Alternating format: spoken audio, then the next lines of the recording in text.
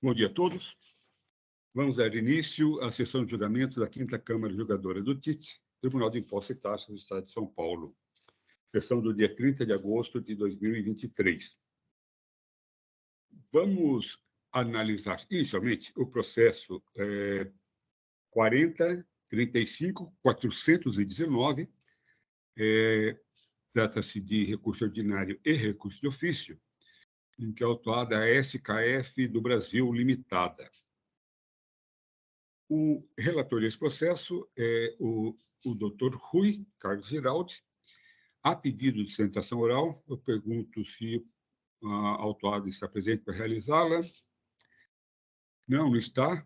Eu registro aqui que está a doutora Monique apenas para acompanhar o processo, o julgamento. E eu passo, então, a palavra ao Dr. Rui, para que ele apresente o seu voto. Dr. Rui, fica à vontade. Bom, vou primeiramente ler o relatório.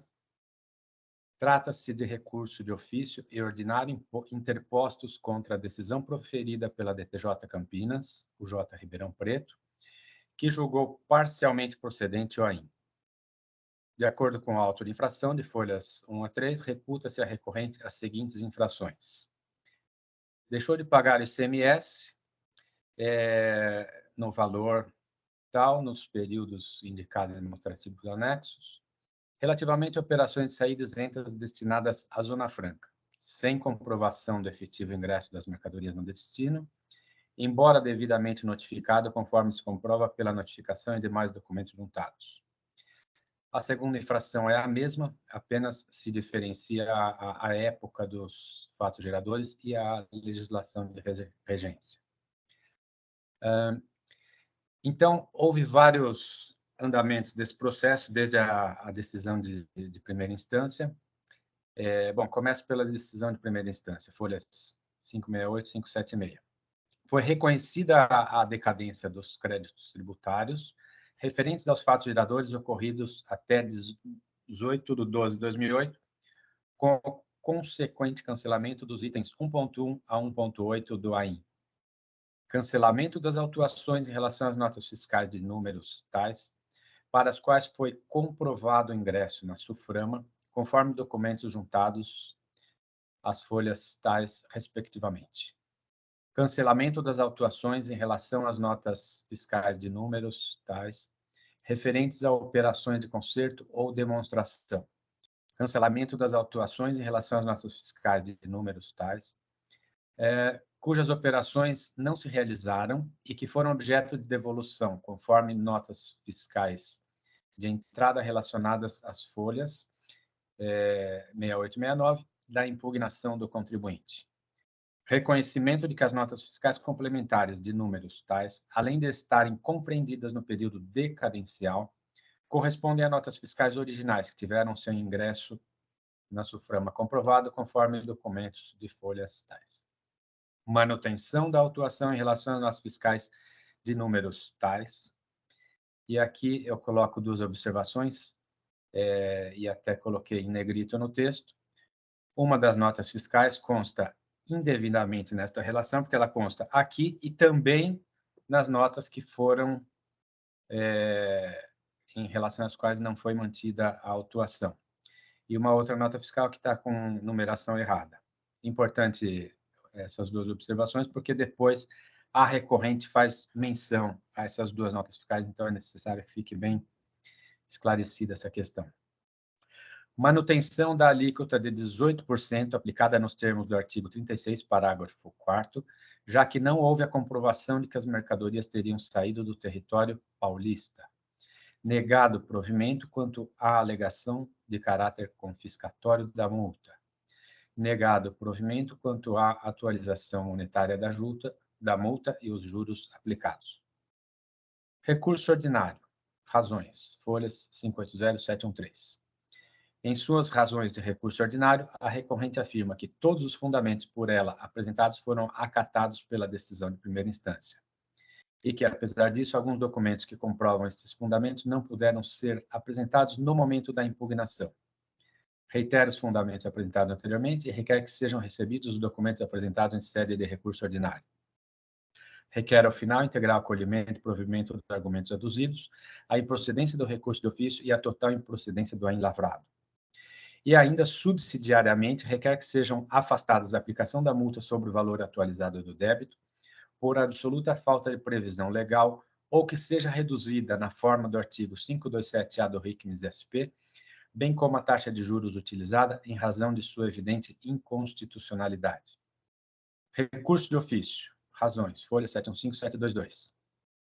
Em suas razões de recurso de ofício, a representação fiscal pugna pelo não conhecimento da decadência, com o argumento de que ao caso se aplica a regra do 1731 do CTN e não extinção por homologação prevista no artigo 150, parágrafo 4º do CTN. No mérito, reconhecem que devem ser canceladas apenas as autuações em relação às quais teria havido a comprovação de efetivo ingresso na SUFRAMA, quais sejam as correspondentes às notas fiscais de números tais.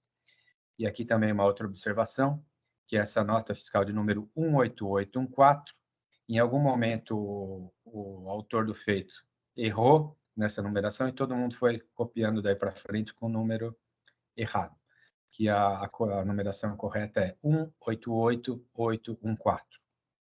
Recurso de ofício, contrarrazões. Em suas contrarrazões a recurso de ofício, a recorrente sustenta que a representação fiscal se equivoca quanto à contagem do prazo decadencial e que a contagem correta seria a partir da data de cada fato gerador, nos termos do artigo 150, parágrafo 4º do CTN. Argumenta que houve recolhimento de imposto nos períodos em que ocorreram as operações objeto de autuação. Quanto às operações de remessa para conserto e demonstração, bem como em relação às operações que afirma não terem se realizado, argumenta que parte das notas fiscais que foram objeto da autuação acobertaram operações de remessas de mercadorias sem troca de propriedade, isto é, operações que não se tratam de legítima circulação de mercadorias, sendo certo que não se pode falar da incidência do ICMS nesses casos.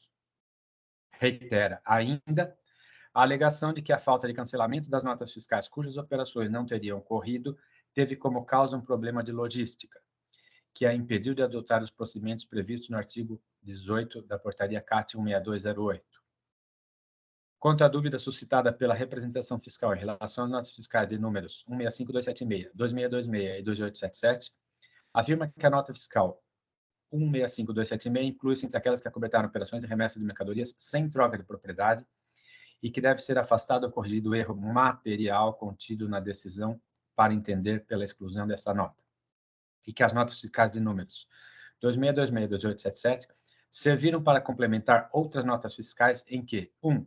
Houve remessas a menor em quantidade de produtos, ou 2. Em que o ICMS-ST não foi destacado no montante correto na nota fiscal emitida inicialmente. Requer, ao final, a total improcedência do recurso de ofício, bem como seja julgado procedente o recurso ordinário interposto, para que se reconheça a total improcedência do AIN lavrado. Recurso ordinário, contrarrazões. A representação fiscal, em suas contrarrazões de recurso ordinário, pugnou pelo não provimento.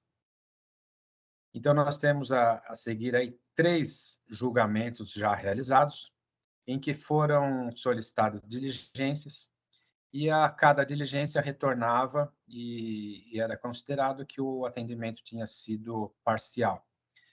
E até ao final da terceira diligência, ainda foi cumprido parcialmente a diligência, mas eu entendi que era o momento de, com os elementos constantes dos autos, proferir uma decisão, que não é o caso de baixar para uma 4ª diligência.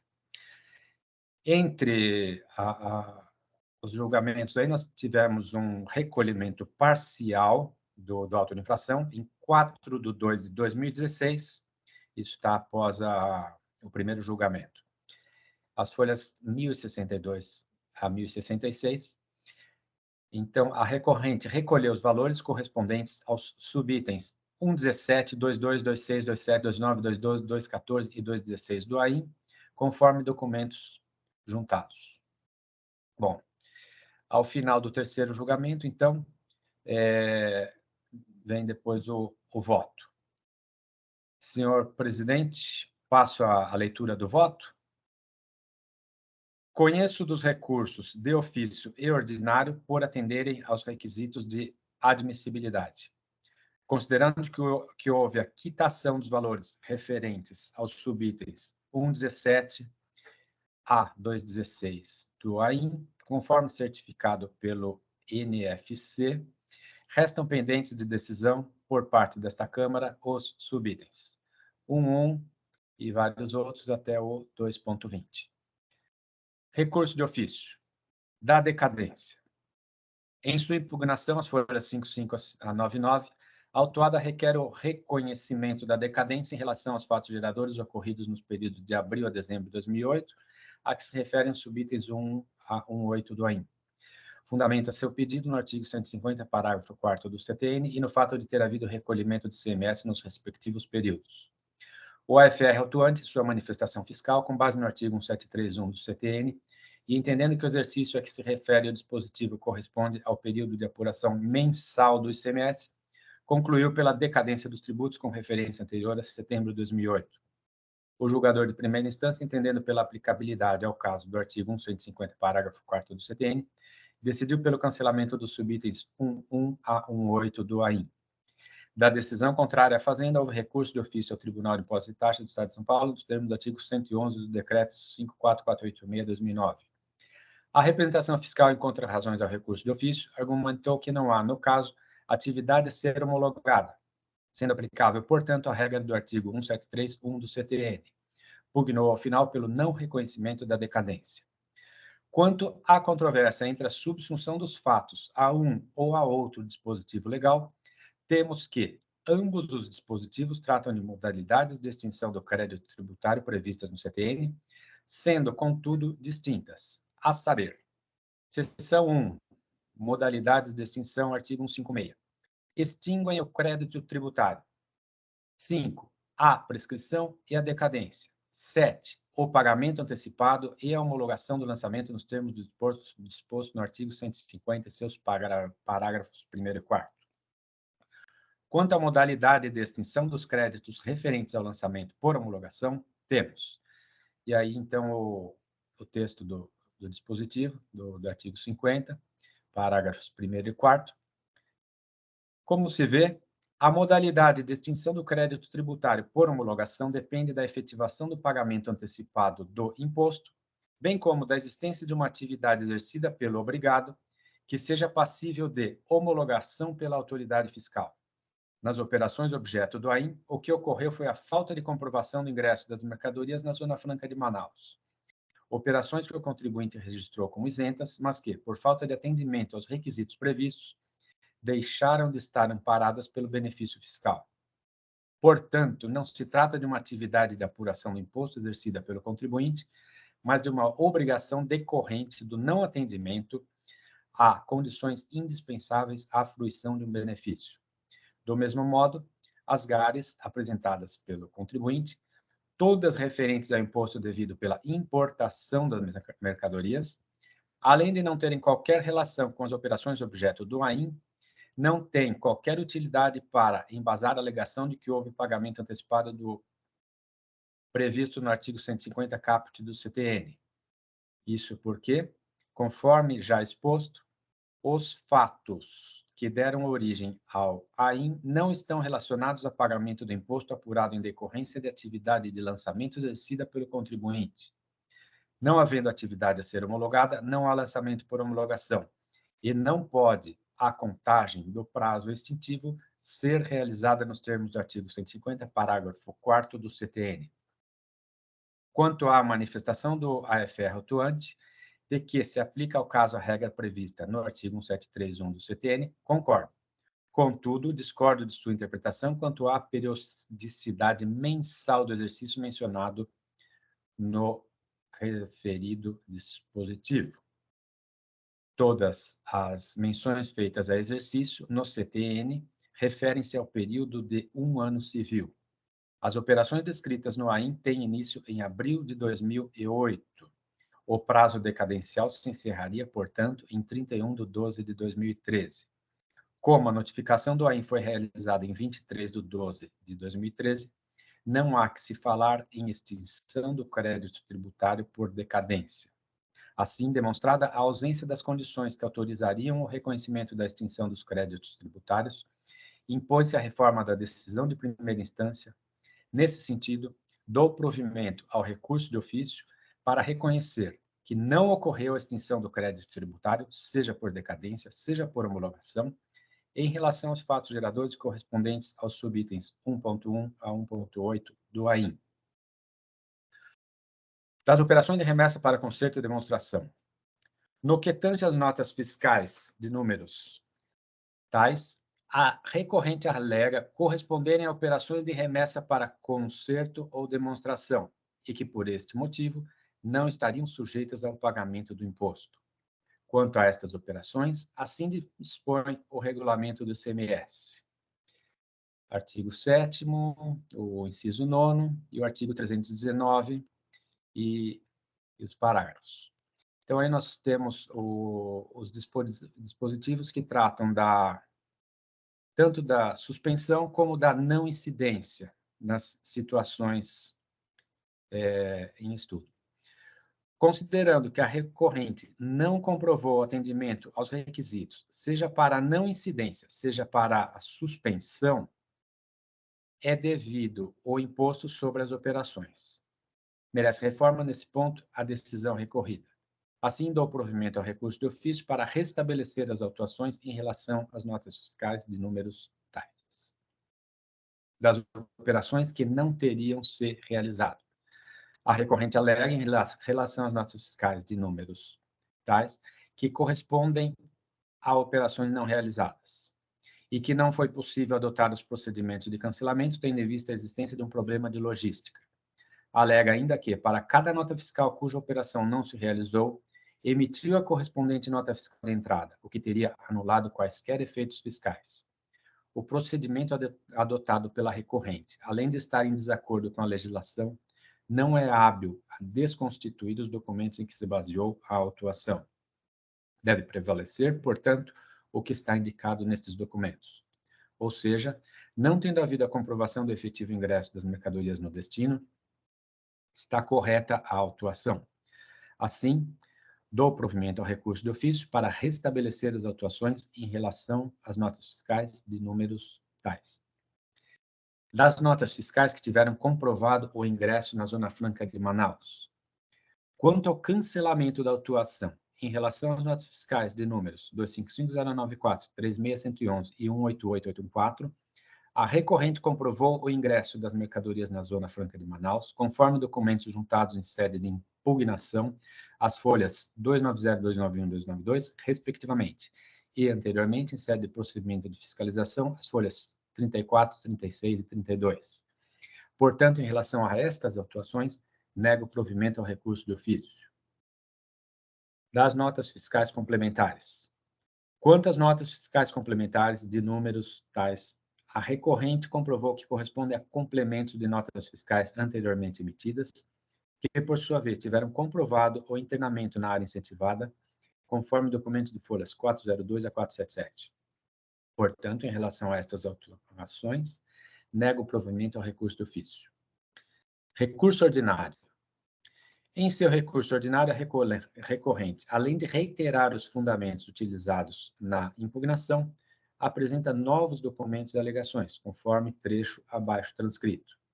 E aí a transcrição do texto.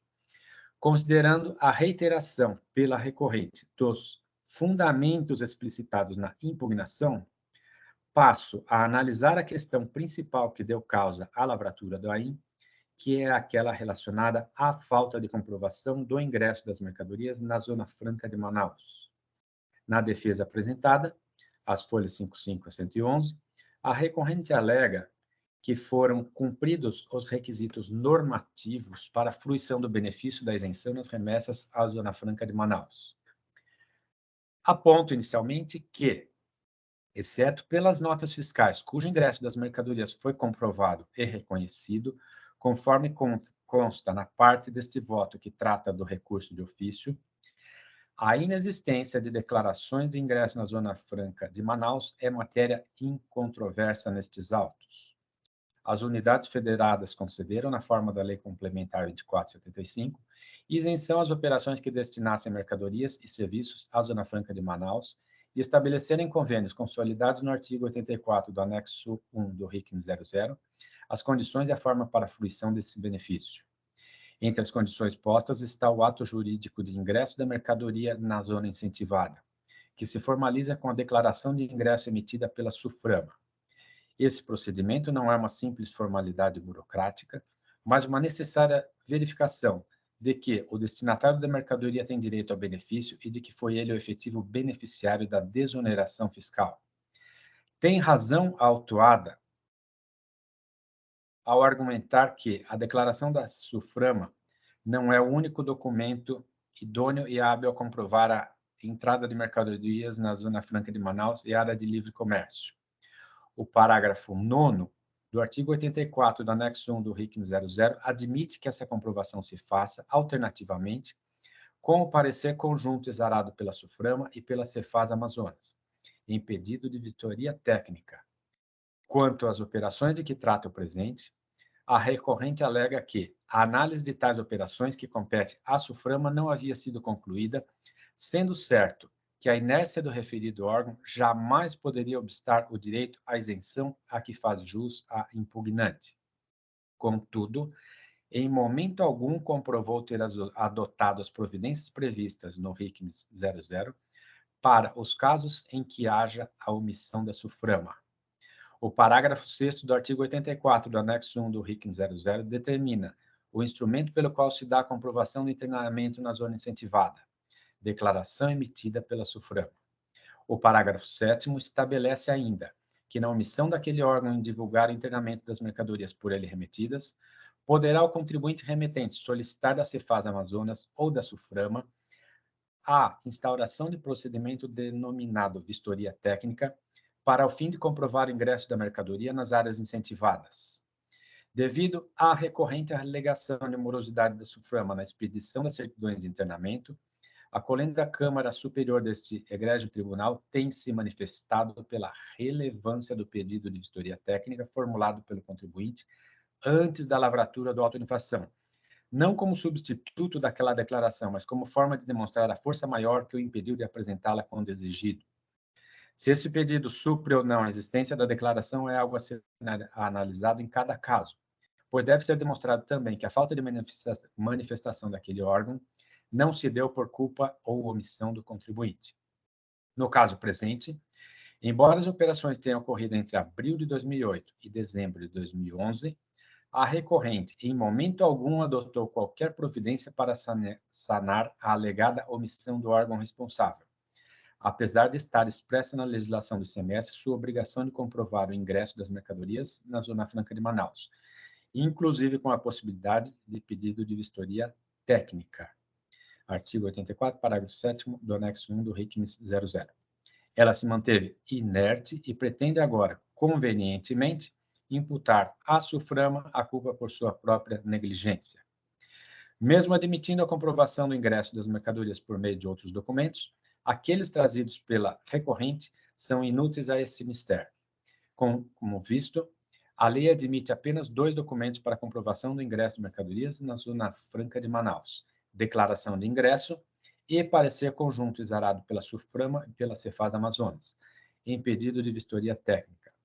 Para iniciar qualquer discussão sobre a possibilidade de reconhecimento da isenção na ausência desses documentos, a autuada deveria ter trazido aos autos, no mínimo, aqueles exigidos para a vistoria técnica, arrolados no item 1 do parágrafo 7º do artigo 8º do anexo 1 do RICM 00. Cópia da nota fiscal, do conhecimento de transporte e do registro da operação no livro registro de entradas do destinatário. Não pode o fisco ou este órgão de julgamento reconhecer o ingresso por meio de documentos que nem mesmo o órgão legalmente competente para esse ato admitiria serem suficientes para essa comprovação. Quanto ao pedido para acolhimento da apresentação extemporânea de documentos, embora a recorrente não tenha comprovado a ocorrência de qualquer dos motivos previstos no artigo 19 da Lei 13.457/2009, decido, em atendimento aos princípios do contraditório e da ampla defesa e da busca pela verdade material, acolher todos os documentos apresentados até a presente data. Passo a seguir a análise das questões de mérito. Devolução de mercadorias, não efetivação de vendas. A recorrente pugna pela reforma da decisão de primeira instância quanto a notas fiscais que não haviam sido apresentadas por ocasião da impugnação, mas posteriormente juntadas em sede de recurso ordinário, as folhas 63 e 6713, conforme relação de folha 590, a saber, relação das notas fiscais. Trata-se de operações que a recorrente alega não terem se realizado e que, devido a problemas de logística, não foi possível providenciar o cancelamento das respectivas notas fiscais. Alega ainda que, para cada nota fiscal cuja operação não se realizou, emitiu a correspondente nota fiscal de entrada, o que teria anulado quaisquer efeitos fiscais. O procedimento adotado pela recorrente, além de estar em desacordo com a legislação, não é hábil a desconstituir os documentos em que se baseou a autuação. Deve prevalecer, portanto, o que está indicado nestes documentos. Ou seja, não tendo havido a comprovação do efetivo ingresso das mercadorias no destino, está correta a autuação. Assim, quanto a esta questão, nego o provimento ao recurso ordinário. Desconsideração de nota fiscal. A recorrente menciona a nota fiscal de número 245944, informada na decisão recorrida, que não foi apontada no relatório de fiscalização de folha 7 a 14 do auto de infração e pugna por sua desconsideração. Trata-se de erro de digitação, pois a nota fiscal correta seria de número 254944, integrante do item 2.16 do AIN, que já foi objeto de recolhimento, portanto, não há o que decidir quanto a este pedido. Mercadorias vendidas em bonificação. A recorrente apresentou em sede de recurso ordinário as notas fiscais de números tais referentes a operações de remessa em bonificação, cujas autuações foram mantidas pela decisão recorrida.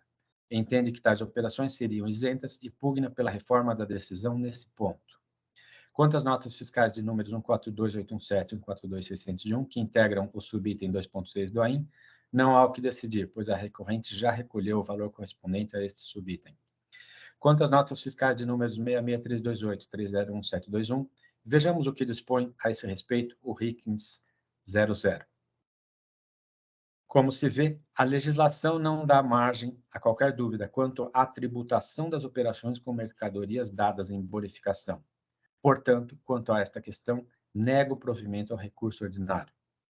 Brindes distribuídos. A recorrente apresentou em sede de recurso ordinário, as folhas 709 e 713, as notas fiscais de números 110.267, 110.288, 110.289, referentes a operações de remessa de brindes. Alegando serem operações não sujeitas à incidência do ICMS, pugna pelo cancelamento das autuações correspondentes a estes documentos. Conforme relatou o autor do feito, as folhas 806, em atendimento à diligência promovida pela representação fiscal, as folhas 803, a autuada não cumpriu as exigências do parágrafo 2 do artigo 456 do RICMS, abaixo transcritas. Considerando que não houve o atendimento às exigências previstas na legislação, as operações deixam de contar com o benefício da não incidência do imposto. Portanto, em relação a esta questão, nego o provimento ao recurso ordinário. Da falta de proporcionalidade e razoabilidade da multa aplicada. Quanto à alegação de que as multas aplicadas não atendem aos princípios da proporcionalidade e da razoabilidade, não merece acolhimento. As penalidades aplicadas estão totalmente de acordo com a legislação de regência, que é plenamente válida, vigente e eficaz. Não merece acolhimento também a alegação de inconstitucionalidade por efeito confiscatório das multas, pois é vedado ao órgão julgador o reconhecimento de inconstitucionalidade de legislação válida, nos termos do artigo 28 da Lei 13.457/2009. Assim, quanto a esta questão, nega o provimento ao recurso ordinário. Da ilegalidade da incidência da multa de ofício sobre o valor do crédito tributário atualizado. Quanto à atualização da base de cálculo da multa, sua legitimidade é matéria pacificada neste egrégio tribunal, que sobre esse tema editou a súmula 013/2018, de caráter vinculante, nos termos do artigo 52 caput da Lei 13.457/2009. Assim, quanto a esta questão, nego o provimento ao recurso ordinário. da inconstitucionalidade da taxa de juros disposta no artigo 96 da Lei Estadual 637489, na redação dada pela Lei Estadual 13918/2009. Merece acolhimento o pleito da recorrente de limitação dos juros de mora aos índices da taxa Selic, pois esse encontra-se conforme o novo enunciado da súmula 1017 deste egrégio tribunal. Assim, quanto a esta questão, dou provimento ao recurso ordinário. Redução da multa aplicada na forma do artigo 527-A do RICMS-SP. Inaplicável ao caso a redução pleiteada pela recorrente, pois um dos requisitos estabelecidos pelo citado dispositivo é que a infração não implique falta de pagamento do imposto. Os dois itens do auto de infração referem-se a infrações relativas ao pagamento do imposto. Portanto, em relação a esta questão, nego provimento ao recurso ordinário. Analisados todos os pontos do recurso de ofício e do recurso ordinário, passo ao dispositivo do voto. Dispositivo. Tendo em vista todo exposto, conheço dos recursos interpostos para, no mérito, 1. Dar provimento parcial ao recurso de ofício no sentido de a. Afastar o reconhecimento da decadência em relação aos subitens 1.1 a 1.8. B. Restabelecer as autuações em relação às notas fiscais de números, tais. C. Restabelecer as autuações em relação às notas fiscais de números, tais. 2. Dar provimento parcial ao recurso ordinário no sentido de limitar a cobrança dos juros à taxa Selic, nos termos da súmula TIT número 10/2017, revisada. Presidente, esse é o meu voto. Muito obrigado, doutor Rui. Parabenizo pelo seu primeiro voto aí. Pegou uma questão, pegou um recurso bastante denso, né? Com muitas alegações, muitas matérias a serem analisadas. Né? Foi um voto bastante didático, bastante claro, né, nas suas colocações. Isso eu parabenizo e coloco o processo em discussão.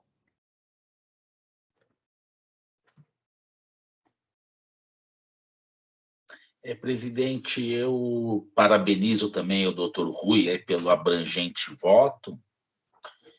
Eu iria pedir uma preferência apenas em relação à decadência, mas eu estava vendo alguns outros pontos, presidente, e como eu tomei conhecimento só ontem, né, no final da tarde aí do voto, eu gostaria de pedir vista para uma análise, presidente, não só em relação à decadência, mas como também em relação aí a algumas operações de demonstração, a título de demonstração, alguns outros itens aí que eu acho que eu preciso de uma análise um pouco mais aprofundada. Ok, sem problema. Mais alguém? Presidente, inicialmente eu gostaria de parabenizar o doutor Rui pelo voto. Realmente, doutor Rui, o senhor foi muito brilhante nas suas colocações, um caso desafiador, volumoso, com muitas idas e vindas, decisões pretéritas, o que requer de nós um esforço extra, né, para conciliar todas esses apontamentos processuais. Então, registro aqui, congratulo o senhor pelo seu voto detalhado. Eu tenho uma dúvida em relação a essa questão da decadência. Vejo que o senhor está dando provimento ao recurso de ofício e revertendo o cancelamento de parte do crédito tributário que havia sido cancelado pela decisão recorrida. Eu, aproveitando que o colega doutor Rodrigo pediu essa vista, eu ia fazer aqui já um voto de preferência em relação ao ponto da decadência. Eu analisei aqui a questão e vejo que o próprio autor do feito inicialmente já concordava com a questão da decadência e conseguiu isso nos autos. A decisão recorrida, então, acolheu a decadência e há nos autos aí a comprovação de que, no período em que foi considerada decaído aí o crédito tributário, que seria de abril de 2008 a dezembro de 2008, que teria havido pagamento, que poderia ser tido como um pagamento parcial do imposto e atrairia naturalmente, à disposição do artigo 150, parágrafo 4º do CTN. Então, por conta disso, aproveitando aí o pedido de vista do colega, doutor Rodrigo, eu vou aproveitar e vou fazer esse pedido de vista também, presidente, que aí eu faço, então, eventualmente, um voto divergente. Eu aproveito, então, esse pedido de vista e entro, então, nessa vista juntamente com o doutor Rodrigo. Tá bom, então pode solicitar aí, doutora Raquel, que eu já concedia do doutor Rodrigo.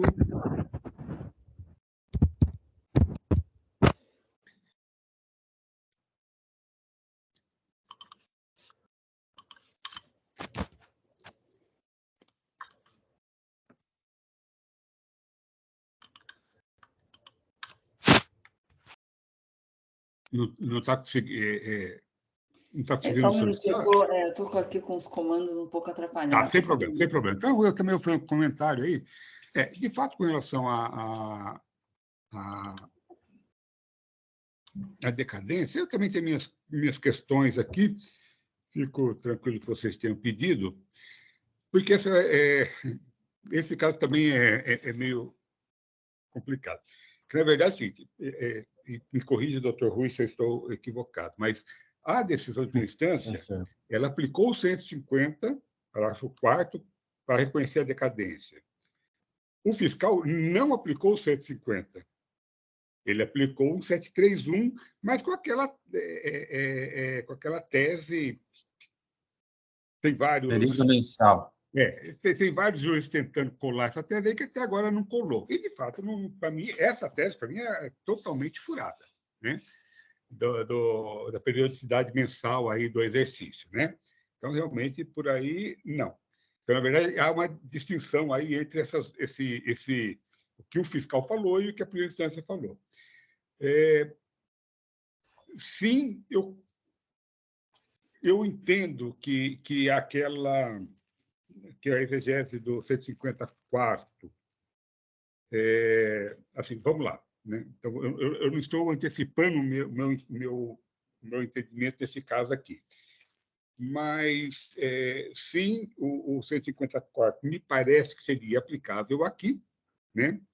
No entanto, não vai ser esse possivelmente o entendimento da Câmara Superior, né? Porque a questão, para mim, sim, a questão do pagamento ela é fundamental, né? Ou seja, o que a única atividade que o 150, que faz sentido o 154 é o pagamento antecipado, né? Toda outra discussão, para mim, não tem relevância. Mas a atividade de pagamento antecipado, para mim, ela é o que move lá o 154, como o doutor Rui colocou no voto dele e tudo mais, né? Quando colocou a questão da decadência, da homologação e tudo mais, né? E, especificamente, eu entendo que, né, olha, se ele apresentou a GIA, bom, vamos lá antes, qual o entendimento que possivelmente vai prevalecer na Câmara Superior? Olha,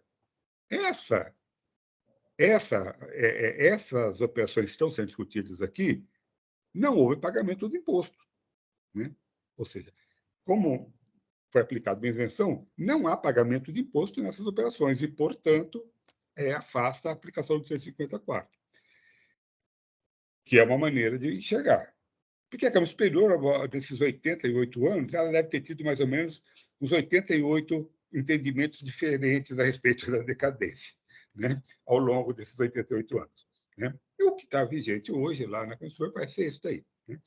Mas, sim, eu entendo que, na verdade, não é isso. Ou seja, não é que não é isso. É isso, sim. Eu tenho que analisar essa operação. Ela foi paga ou não? Eu entendo que sim, que ela foi paga, né? Se ela foi registrada no livro de saída, né? E levado, ou seja, aquele período foi levado para o RAICMS, né? Para apuração de imposto, né? Ali, e lançado em GIA, cumpriu-se o ciclo de compensação e pagamento. O pagamento na modalidade de compensação. Se ela tinha saldo credor ou não, isso é irrelevante. Mas cumpriu-se o pagamento, né? Na modalidade de compensação, não na modalidade de recolhimento, porque não havia recolhimento a ser feito, já que ele, né?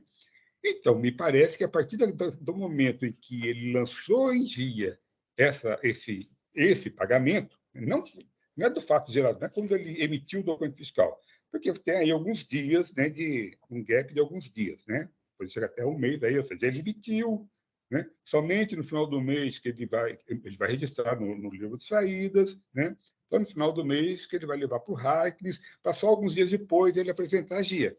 Né? Então, tem aí um delay, né? Que pode chegar até a 30 dias, ou mais, né? Não, até 30 dias, porque aí não, ou mais, porque né, se ele tem que apresentar a GIA lá no dia 10, por exemplo, ou seja, as operações do dia 2 do mês anterior ainda vão aparecer na GIA. Mas o que importa é o seguinte, que e como não há dolo, né, não se discute dolo e tudo mais, ou seja, se ele registrou, ou seja, ele levou essa operação ao pagamento, ele pagou essa operação. Quanto que ele pagou? Ele pagou zero. Ele pagou zero por quê? Porque a operação ele entendeu isenta. E o fisco, a partir desse momento, teve 5 anos para olhar se essa operação realmente era zero, era isenta ou não. Entendeu? Então, por isso que... Mas eu tenho quase que já me dobrado, entendeu? Com relação à decadência, para esse entendimento da Câmara Superior, porque a gente fica, né, gastando um monte de tempo para elaborar o raciocínio, para depois chegar lá e, não, olha, não há pagamento nessa operação. Inclusive, eu já reverti votos que bateram lá, voltaram, né, por causa disso. Houve pagamento ou não, tal. Então, fico tranquilo que vocês tenham tirado de vista, para analisar também essa questão da... Né, talvez vão olhar outras coisas também, mas também a questão da decadência. Né? Vamos lá. Doutora Raquel, chegou aqui já o seu pedido. Muito bem. Bom, eu não vou pedir vista. A representação também quer pedir vista ou não? Não, doutor, vou aguardar o voto dos doutores e parabenizo o doutor Rui pela análise minuciosa aí do caso. Realmente é bem complicado. Deu um trabalho isso aí, fiquei de cabeça cheia com esse negócio aí. Né? Eu imagino. Não foi fácil, não.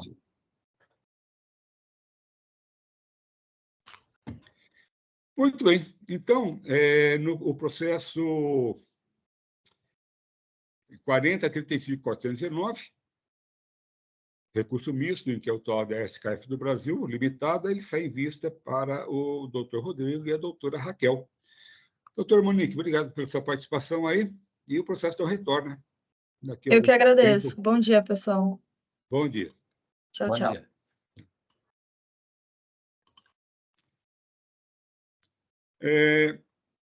Dando continuidade, vamos... Doutora Raquel, a senhora já colocou o voto lá no sistema?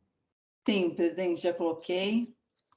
Vamos passar ao processo 41.47.887. Trata-se de um recurso ordinário interposto pela Melting Produtos para Manutenção Industrial Limitada. A relatora desse processo é a doutora Raquel Rioaz. Não há pedido de sustentação oral, então passo a palavra para a doutora Raquel para que ela apresente o seu voto. Depois a gente abre a discussão. Bom dia a todos novamente. Me ouvem, né? Então, bom dia a todos novamente. Este caso sob julgamento refere-se a apenas uma acusação fiscal, que é referente ao não pagamento do ICMS-ST nos períodos de janeiro de 2018 a dezembro de 2019, em razão da venda de mercadorias para clientes revendedores sem a cobrança do ICMS sob o regime de substituição tributária na qualidade de substituto tributário. Devidamente intimada da Lavratura do Alto, a contribuinte apresentou defesa, porém a adulta DTJ não acolheu seus argumentos e julgou procedente o lançamento, por entender que as mercadorias listadas às folhas 8 a 480 estavam sujeitas ao regime da substituição tributária e que o imposto não foi recolhido como tal pela contribuinte na qualidade de substituto tributário, bem como em razão de a contribuinte sustentar redação atual da legislação, que seria o artigo 313-O, parágrafo 1º do regulamento, que não vigorava ao tempo da ocorrência dos fatos geradores. Inconformada, a contribuinte interpôs recurso, repisando os mesmos argumentos da defesa, e a representação fiscal apresentou contra-razões e pugnou pelo seu não provimento. Estes são, em síntese, os fatos, presidente. Posso seguir adiante com o voto? Pois bem, o recurso atende aos requisitos de admissibilidade, por isso dele tomo conhecimento. Inicio afastando as preliminares arguídas de nulidade do lançamento por equívoco na motivação e por ofensa ao artigo 5º da Constituição Federal, os incisos que tratam do princípio da legalidade, do contraditório da ampla defesa e do devido processo legal. O auto de infração foi lavrado observando-se o princípio da legalidade, o artigo 142 do CTN e demais pressupostos legalmente previstos, notadamente o artigo 34 da Lei 13.457 de 2009, que traz os requisitos do auto de infração, e aí eu transcrevo o dispositivo. A motivação do lançamento está clara e permitiu que a recorrente apresentasse defesa e recurso. A recorrente se mostra insatisfeita com a motivação, porém a mera discordância das razões pelas quais o crédito tributário foi constituído não pode ser entendida como causa de nulidade, motivo pelo qual fica desde já afastada. Também não vislumbra ofensa aos princípios do contraditório, da ampla defesa e do devido processo legal, pois a recorrente não enfrentou obstáculos para expor as suas razões. Aliás, ao longo da fiscalização, o senhor auditor fiscal expediu intimação solicitando informações acerca da falta do recolhimento do ICMS-ST em relação às mercadorias comercializadas, porém, mesmo ciente da referida intimação, a recorrente optou por não exercer o seu direito e deixou de apresentar resposta ou justificativa ao fisco. A intimação supramencionada evidencia que o senhor auditor fiscal empregou os melhores esforços na busca da verdade material, o que é louvável. Contudo, a recorrente não demonstrou ter agido em colaboração neste mesmo sentido. Portanto, não convém neste momento alegar ofensa ao contraditório, à ampla defesa e ao devido processo legal. Nesse sentido, indefiro o pedido da recorrente pela conversão do feito em diligência para provar que as operações de mercadorias realizadas não estavam sujeitas ao ICMS-ST. Quanto ao mérito, também não vislumbro, vou fazer aqui um ajuste, também não vislumbro condições para dar provimento ao recurso.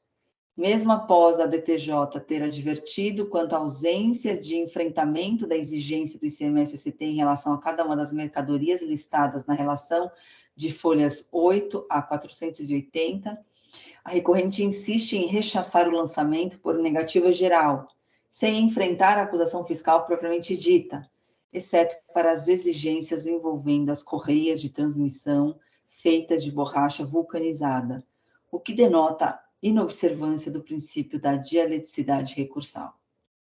A recorrente somente contesta a exigência do ICMS-ST em relação às correias de transmissão feitas de borracha vulcanizada. Porém, as folhas 664 a 667, o senhor auditor fiscal elencou todas as mercadorias objeto do presente auto de infração, acompanhadas da fundamentação legal para a cobrança do imposto por substituição tributária.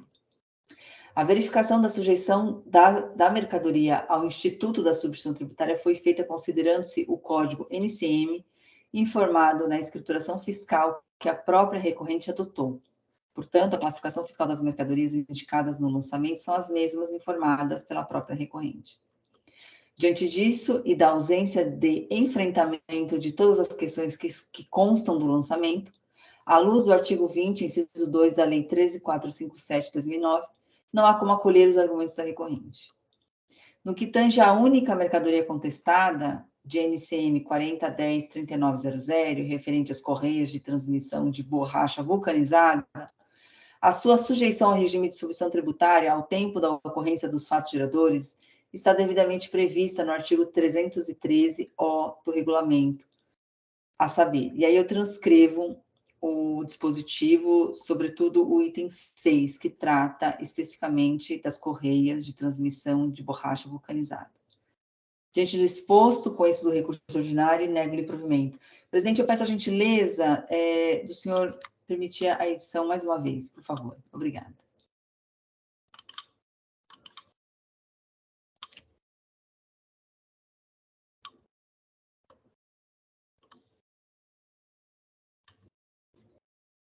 já está liberado lá para edição. Muito bem, obrigado, doutora Raquel. Também muito claro o voto, muito didático. Enquanto a doutora Raquel faz as alterações, o processo está em discussão.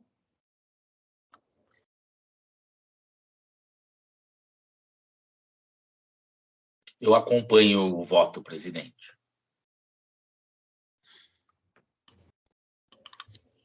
Muito bem. Vamos só aguardar, então, o novo registro aí do voto. O argumento é muito fraco deles, né? Que só era um tipo de produto e o fiscal demonstrou que tinha várias outras coisas aí no meio e tá bem fraco. E o voto da doutora ficou bem claro.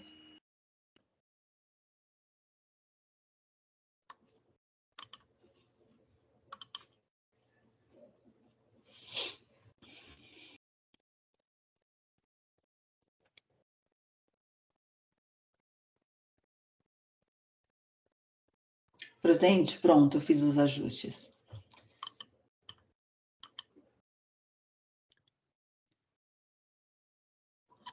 Muito bem.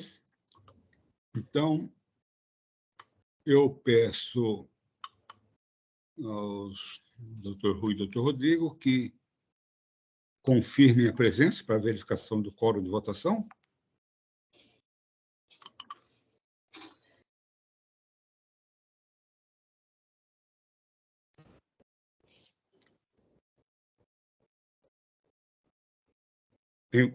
Em votação.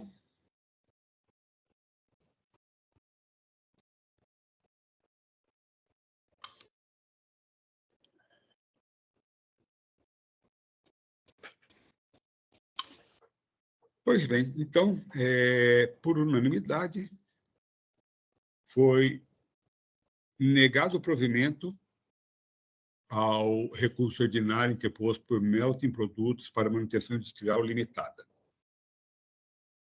Dando continuidade de sessão, vamos para o último processo da pauta, que é o processo número 41.36.299. Trata-se de um pedido de retificação de julgado apresentado por Fera Lubrificantes Limitada. O relator desse processo é o doutor Rodrigo. Ele já apresentou seu voto na sessão passada,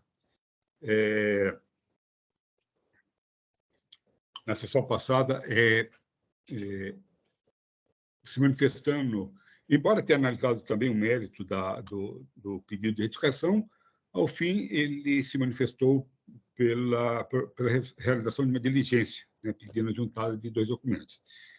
Naquela oportunidade, eu pedi vista do processo e passo, então, agora a leitura do meu voto, né?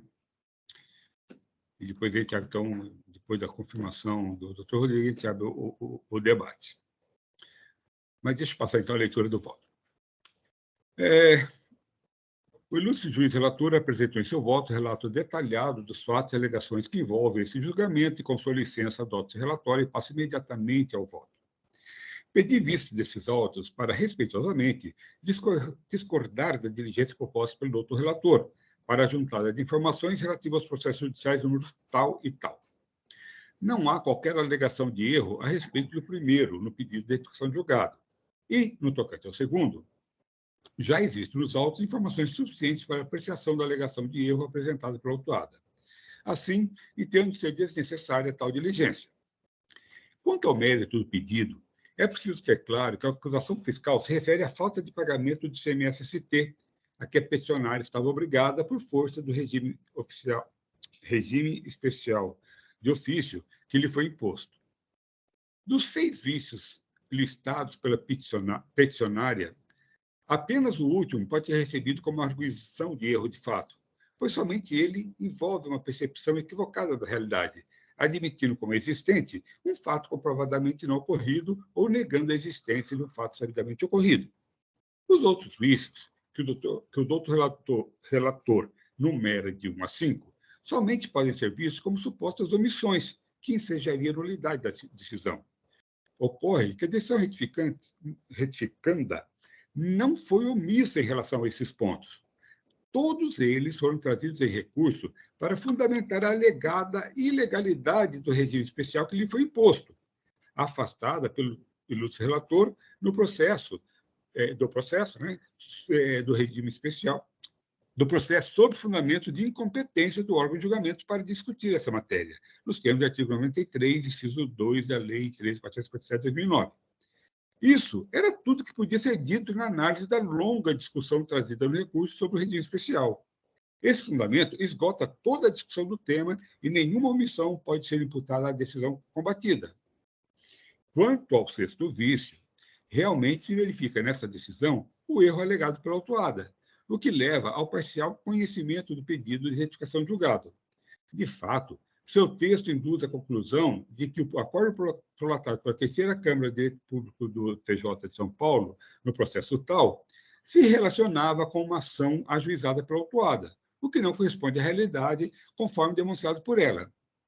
Esse erro, no entanto, em nada afeta o sentido e a conclusão da decisão retificanda, pois tal fato foi comentado apenas como reforço de argumentação, sem qualquer relevância na fundamentação que reconheceu a legitimidade do regime especial.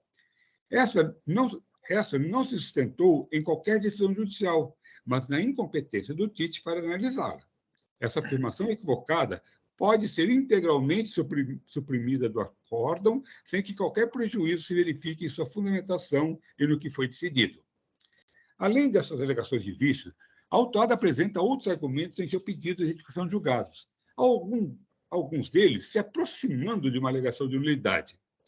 Com exceção da alegação de dupla constituição do crédito tributário, que tratarei a seguir, todos os demais argumentos se relacionam direta ou indiretamente com a arguição de ilegalidade do regime especial e já foram integralmente considerados na decisão retificanda, conforme exposto acima. Merece análise apartada a abordagem sobre a constituição do crédito tributário em face da remetência das mercadorias. Também aqui não se verifica nenhum vício na decisão combatida. Ela, com sólidos fundamentos, concluiu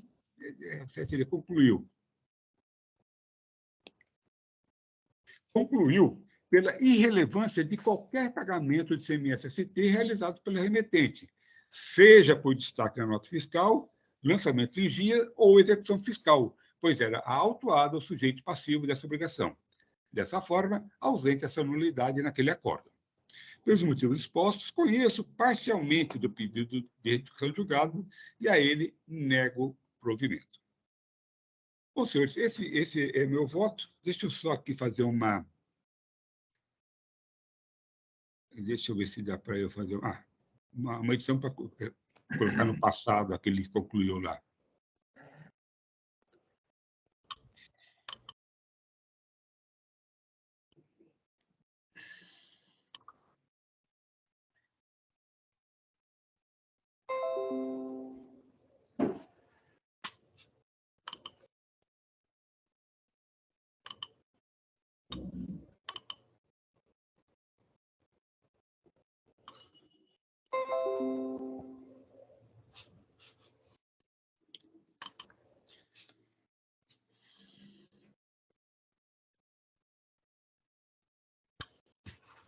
Muito bem, agora a palavra está com o doutor Rodrigo, que é o relator do processo.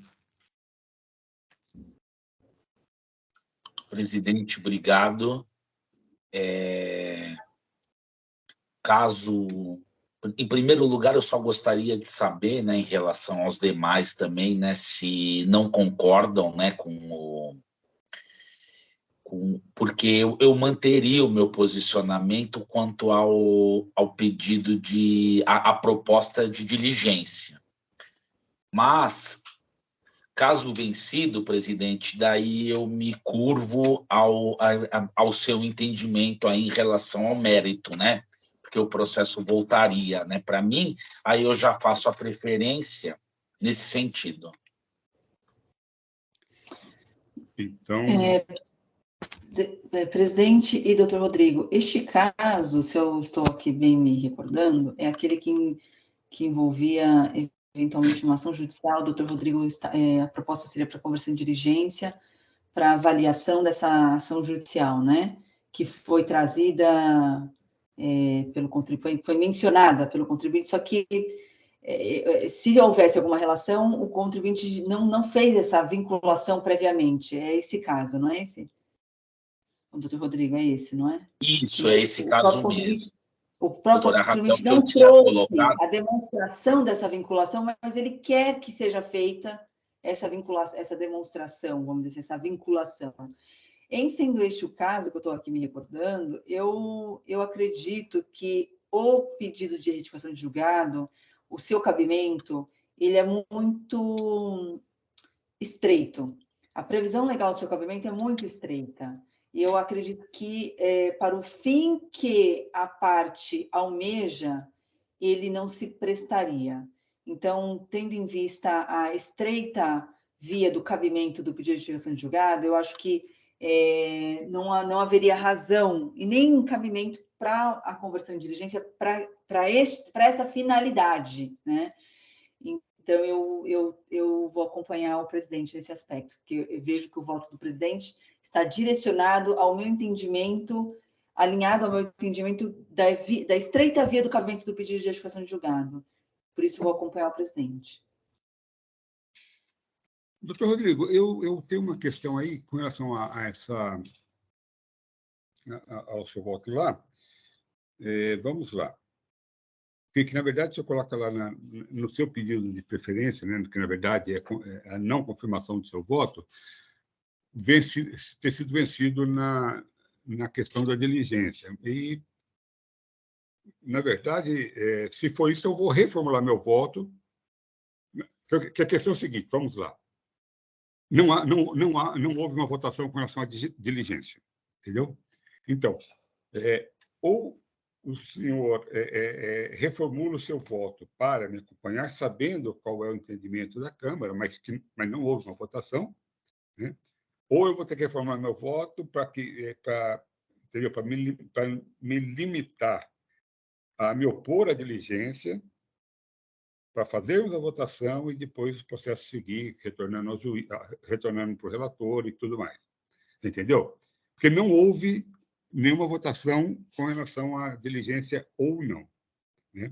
Eu poderia, presidente, apenas, então, reformular aqui, no sentido de que alterando o entendimento para debates, talvez, né?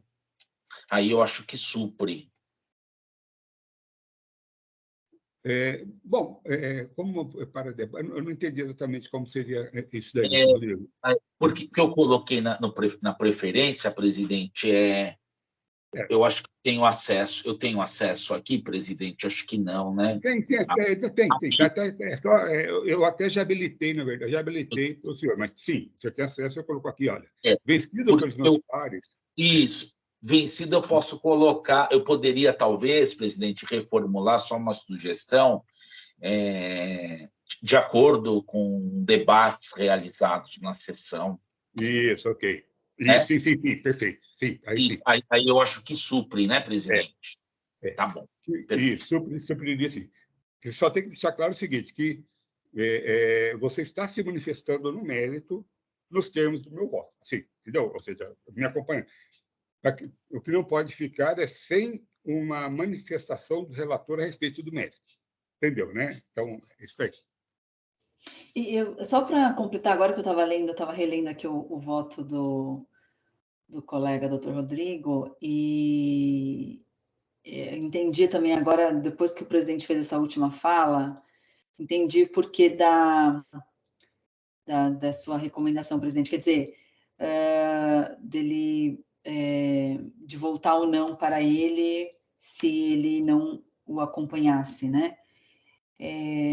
Quando eu leio o voto do doutor Rodrigo, e agora entendi, está mais claro para mim, quer dizer, ele não adentrou na análise do pedido de retificação de julgado, pediu a paralisação do julgamento.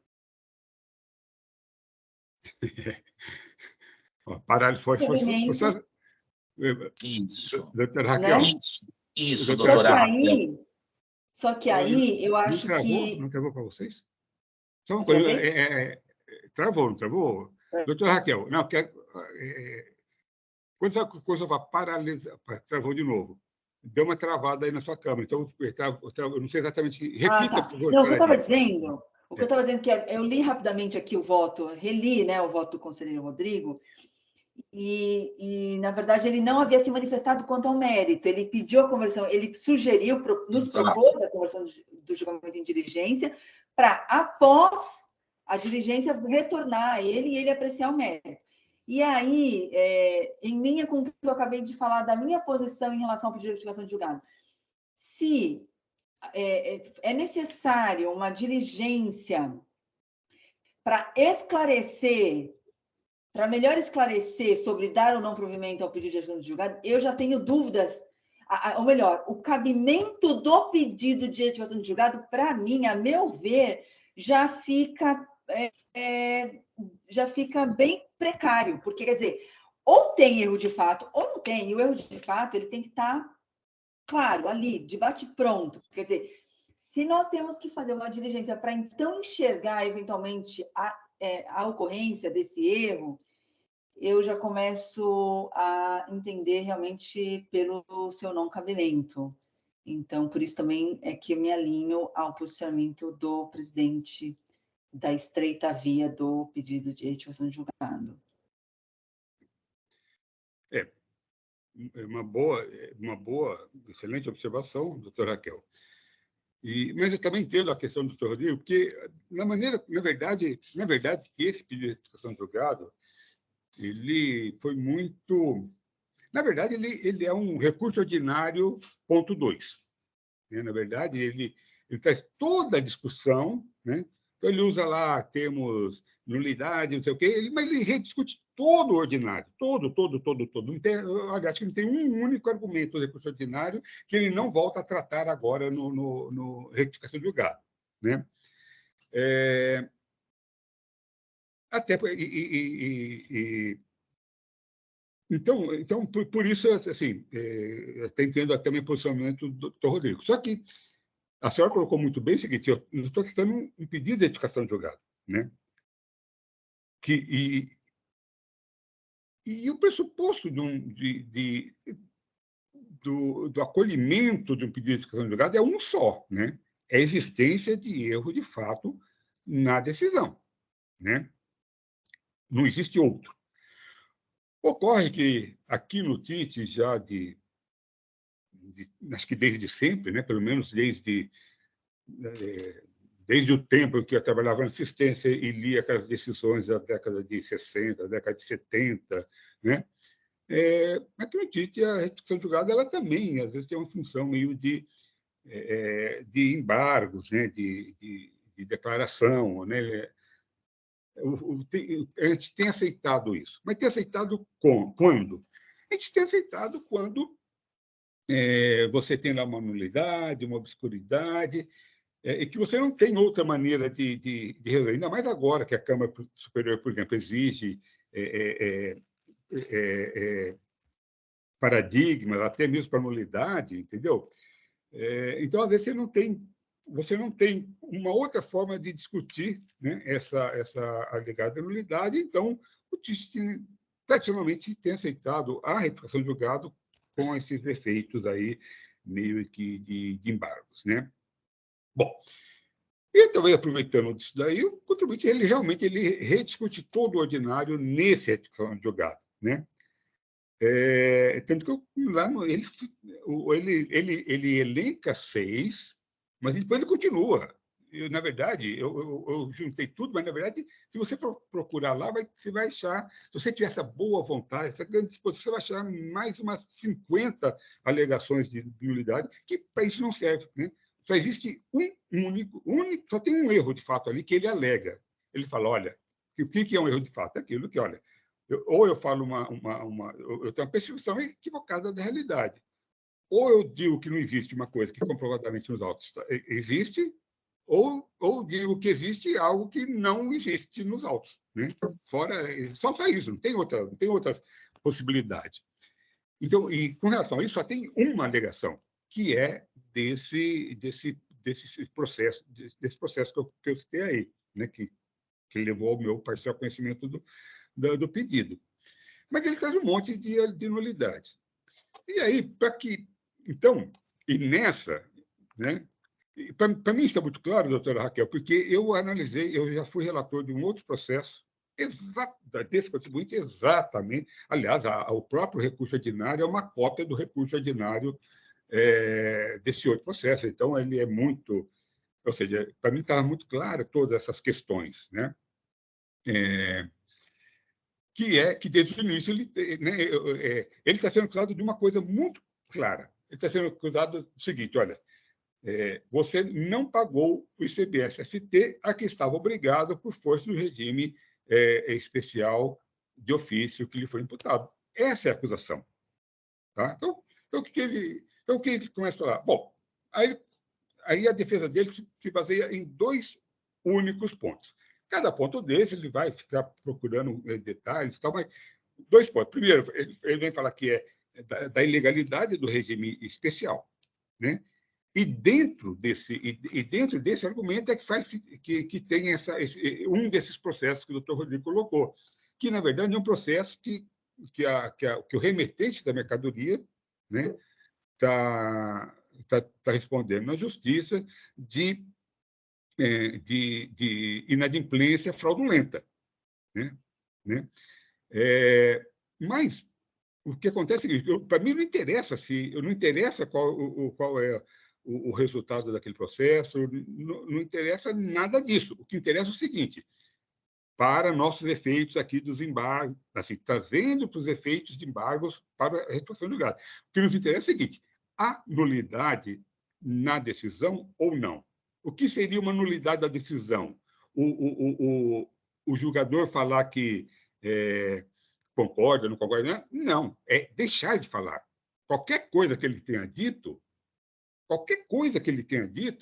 exceto o fato de ter dito uma irrealidade, que seria um erro de fato, mas qualquer outra coisa que ele tenha dito não causaria nulidade. O que causaria nulidade seria a omissão em apreciar esse fato, essa alegação, né? E não se ele apreciou certo ou errado, então não é problema, é problema para a Câmara Superior resolver se ele apresentar lá uma divergência jurisprudencial, né?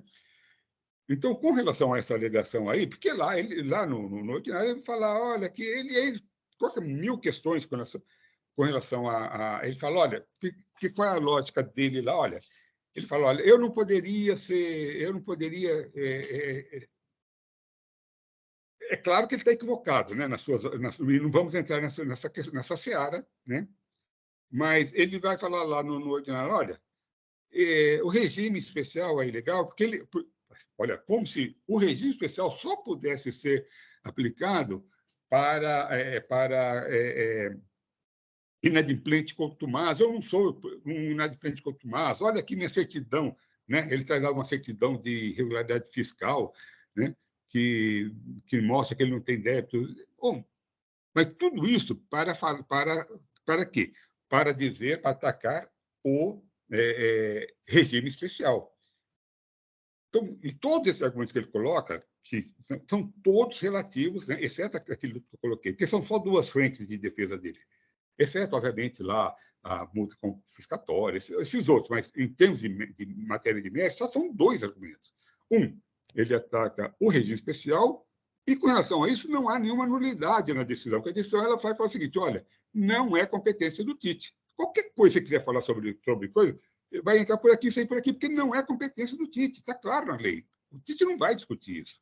Então, e essa foi a decisão da retificanda, né? Então, qualquer coisa, mas absolutamente qualquer coisa relacionada ao regime especial, né, foi direta ou indiretamente analisada na decisão retificanda. Ele falou, eu não vou analisar nada relativo ao especial, porque o foro não é esse.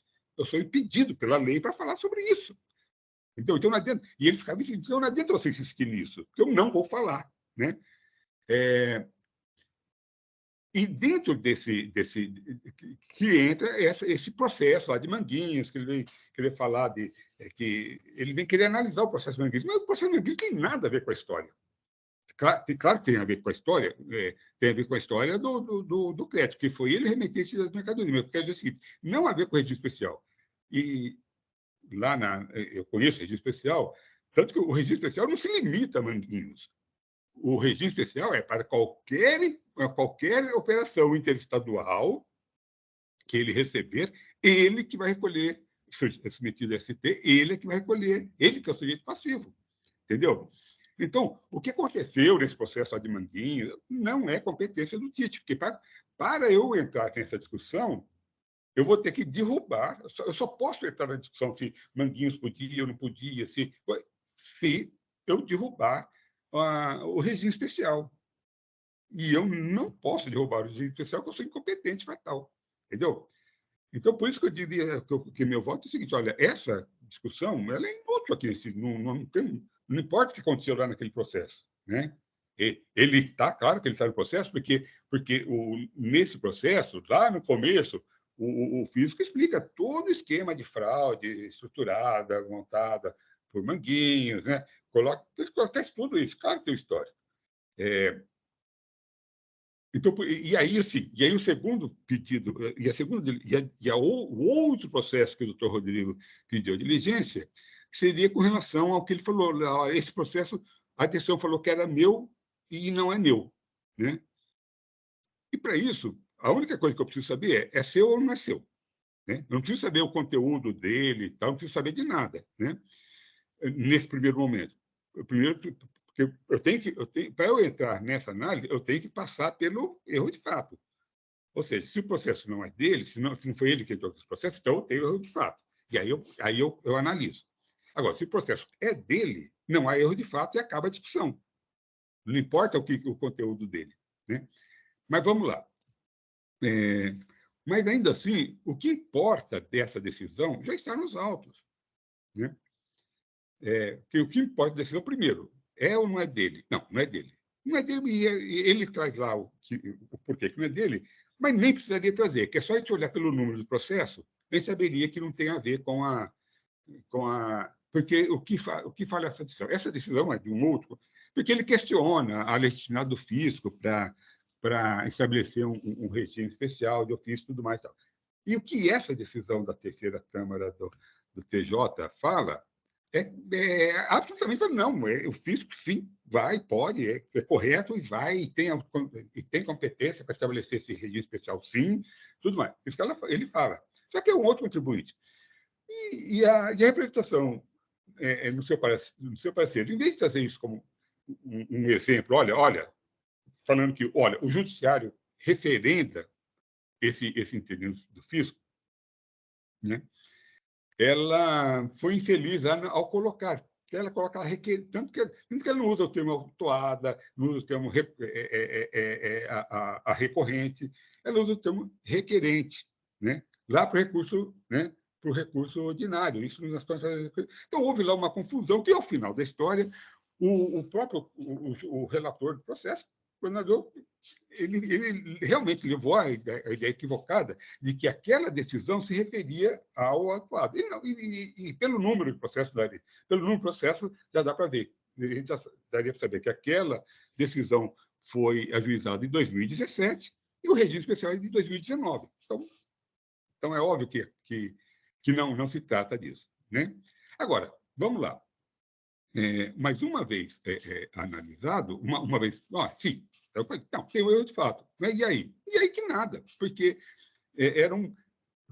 porque na decisão lá, que nós estamos discutindo, na retificanda, o relator fala, ele fala isso, eu sou incompetente para falar sobre o regime especial. E poderia ter parado aí e passar para o próximo ponto e pronto, trataria. Só que ele começou, aí ele entrou, né, numa discussão. Olha, além disso, assim, aí ele fala, qualquer insurgência que houvesse contra esse regime especial, esse não é o foro. O foro era... Ele nem fala administrativamente, ele fala, olha, deveria ter buscado o Poder Judiciário como fez através tal, entendeu? Então, ele realmente se deu a entender que o contribuinte foi ao judiciário contra o regime especial e o judiciário teria confirmado a legitimidade e tal. E realmente não foi esse o caso, né? Se ele foi ou não ao judiciário, não sabemos, né? Não sabemos se foi ou não, né? Uma coisa é certa, né? Se foi, não teve sucesso, porque tanto que o processo, tanto não há nenhuma discussão com relação à legitimidade, aí nada foi alterado, né, do regime especial, né? Então não sabemos se foi ou não, mas também é irrelevante se foi ou não, tá? Porque se foi, assim, aí ele teria, se ele foi e o regime especial tivesse sido derrubado do judiciário, aí caberia a ele trazer, mas ele nem argumenta isso. Então, assim, a questão é que, para os efeitos da nossa análise aqui, sim, o regime especial ele está pleno, vigente, eficaz, né? E não nos cabe essa discussão. Certo? Então, por isso que eu né, colocando que também o doutor Rodrigo, para mim estava muito claro isso, porque eu gastei muitos dias, muitas semanas, analisando esse outro processo. Então, eu conheço as peças, entendeu? Os processos, conheço tudo isso. Mas, porque eu relatei isso aí, né? O doutor Rodrigo já estava relatando uma retificação de julgado, né? Já partimos já de uma outra, que certamente a análise... Eu sei que é muito confuso. Nossa, eu lembro que eu fiquei muito tempo, porque tinha isso, que você tem dois regimes especiais, um que foi contra... Um que era só para um estabelecimento da fera, aí você tem um segundo, que é para todo o estabelecimento da fera, você tem alguns autos que são anteriores ao que ele traz como argumentação, que são anteriores ao regime especial, entendeu? Então, tem muito. Então, assim, para quem era... e ele foi, o advogado foi muito hábil nesse sentido de ficar lançando dúvidas, né? Por isso que, né? Pô, mas peraí. Mas concordo, olha, isso é isso. Ela colocou muito bem que, olha, não, peraí, eu antes, nos limites de uma retificação de julgado, me parece que se eu preciso de comprovação, então eu não tenho erro nenhum, né? Ou ele está... E a senhora está correta. Ou está claro, né? O erro está bastante claro ali, né? Ou não há erro, né? Eu preciso de um documento para comprovar que está... Ou então, se o erro, que é o caso da nossa... daquele meu processo lá, que acabei cometendo diligência pelos motivos particulares daquele processo lá, mas que o erro só vai se manifestar com um documento que ele traz junto com a retificação de julgado, também, claro que não há erro nenhum, né? Eu tenho que analisar dentro do cenário em que a decisão foi colocada, né? Mas muito bem. Então, era só isso. Isso aí tudo era só para dar tempo para o doutor Rodrigo lá fazer a manifestação dele lá que ele havia pedido. Como é que é, doutor Rodrigo? Você já está... Já. Eu já fiz, presidente. Eu já fiz, presidente. Então, leia, em relação... eu vou ler, é bem rápido. Aqui está aberto, presidente, para leitura? Deixa eu... Quer que eu leia? Eu estou com ele aberto aqui. Eu posso ler para o senhor, então? Perfeito. É uma linha, 2 linhas, acho. O doutor Rodrigo coloca lá, olha, de acordo com o debate realizado na presente sessão, voto no sentido de acompanhar o voto vista da Laura do Samuel Magro em todos os seus termos. Então, na verdade, perfeito. Ou seja, o doutor Rodrigo está se manifestando que, na verdade, é no mesmo sentido que ele já havia se manifestado, né? Que o doutor Rodrigo, antes de entrar na análise da diligência, ele já havia analisado essa matéria. Ele já havia colocado lá que olha, esses pontos aí que está colocando, um mero conformismo, não vejo nenhuma nulidade, ele já havia se manifestado com relação a isso. O meu temor era só que a gente deixasse alguma brecha para uma discussão, não, mas o relator não... Era só por isso, mas, na verdade... Eu acho que o doutor Rodrigo, ele quis só, se me permite um comentário, tomar uma precaução, né, doutora, em relação a essa medida judicial. Foi uma precaução.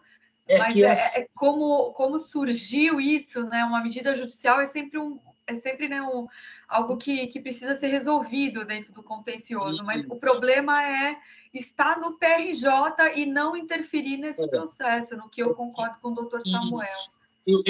Eu acredito até, Maria Cláudia, se me permite, a a questão de uma conversão em diligência ou não em pedido de retificação de julgado, eu acredito que ela é válida quando a gente entende, né, como você colocou, que há algumas dúvidas.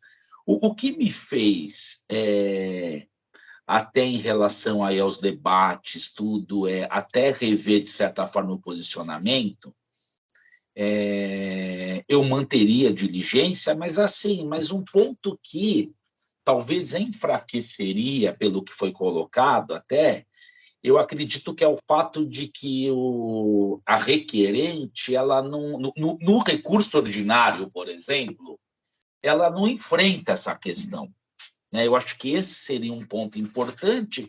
E outra questão também, e mesmo que ela alegasse isso, olha, meio que tentando, né, dar uma de desentendida, né, e alegar lá no pedido de retificação, ela também não trouxe elementos também, né? Então, por esse ponto que... Agora, a diligência, ela serviria para quê? Olha, talvez exista um processo judicial que obstasse a lavratura do auto, né? E esse que foi o ponto de partida.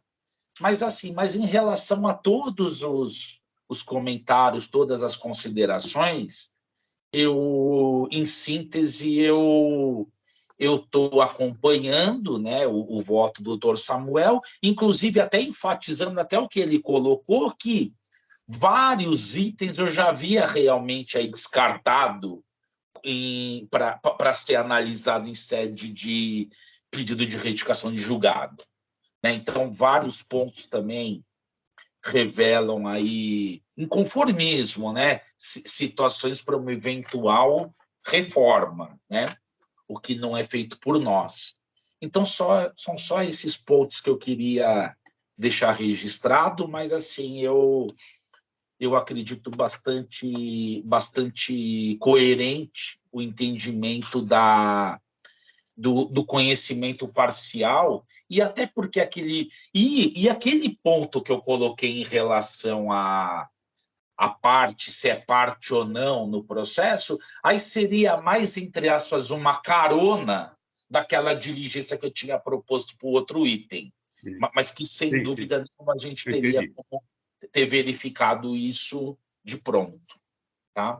Ótimo. Então, são só essas questões que eu queria deixar colocadas, mas que enriquecem aí muito, aí quando todos acabam colocando os pontos de vista, eu acho que isso fica muito enriquecedor, né? Tá, então, eu já deixei registrado o voto de preferência, tá, presidente? Está ótimo, já está ótimo. Muito bem, dando prosseguimento, então, peço, como já foi debatido, a doutora Raquel, o doutor Rui, que confirme a presença para verificação do quórum de votação.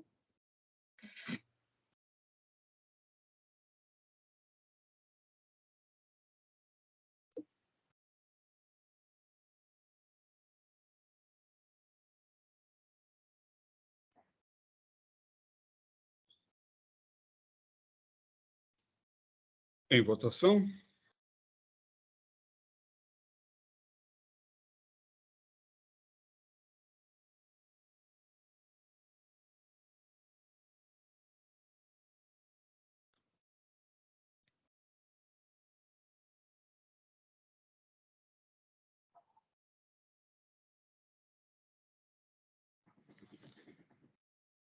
Muito bem. Então, por unanimidade, o pedido de restituição de julgado apresentado por Fera Lubrificantes Limitada foi parcialmente conhecido, na parte conhecida não foi provido. Com isso, concluímos a pauta de hoje. Só aqui confirmar, encerrado, ok.